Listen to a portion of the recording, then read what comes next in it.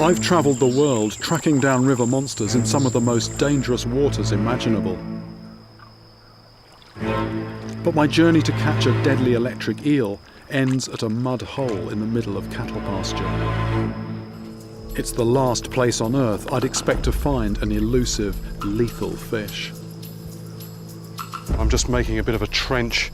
From my point of view, it'll be easier to handle if there's some kind of sort of notch that it's in, rather than it's being able to slip and slide all over the place.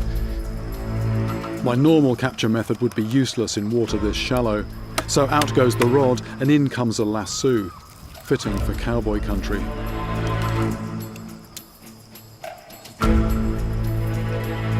Because electric eels don't rely on physical strength, pulling it out of the water shouldn't be that hard.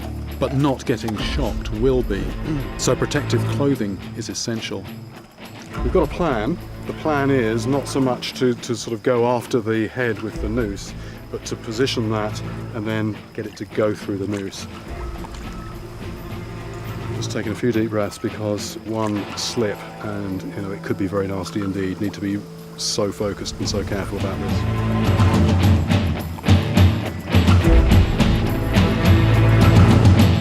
An eel this size can deliver a shock of 650 volts. That's enough to stop my heart in seconds.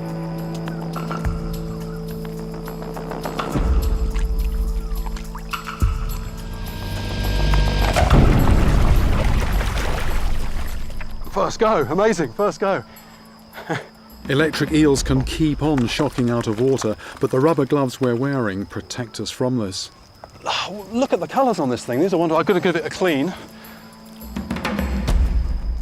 That is, it's doing a sort of, it looks like a muscle contraction, spasm almost. That's when it's actually shocking. Because electric eels get most of their oxygen from breathing air, they can stay out of water for long periods of time.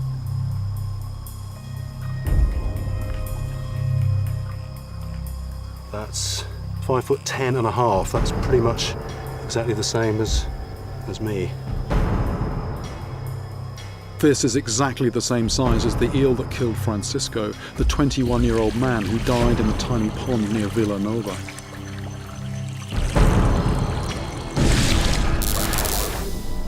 If I wasn't wearing these rubber gloves, I could be dead too.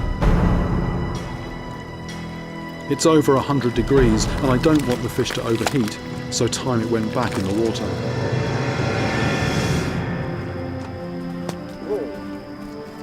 The pond may be shallow at the moment, but the rains are not far behind me. The waters will soon rise, giving this eel the freedom to roam once again. My search led me to this tiny drying out puddle. I mean, the water in there is barely 6 inches deep. It's the last place you'd expect to find a river monster, but that's where it was. There's more, there's more, there's more. There's not just this big one. Again, it looks like wood, but it started moving. We were watching it, and it looks like there's actually several, but smaller, right in with these roots here. I've just never seen anything like this before. It's like a tangle of bodies. I'm just trying to count the heads. The more I look, the more I see. I was thinking 10 or a dozen. I think there could be 20 down here. This is a mussoon. It may look like a true eel, but it is in fact another eel. All three cowboys were thrown into the water.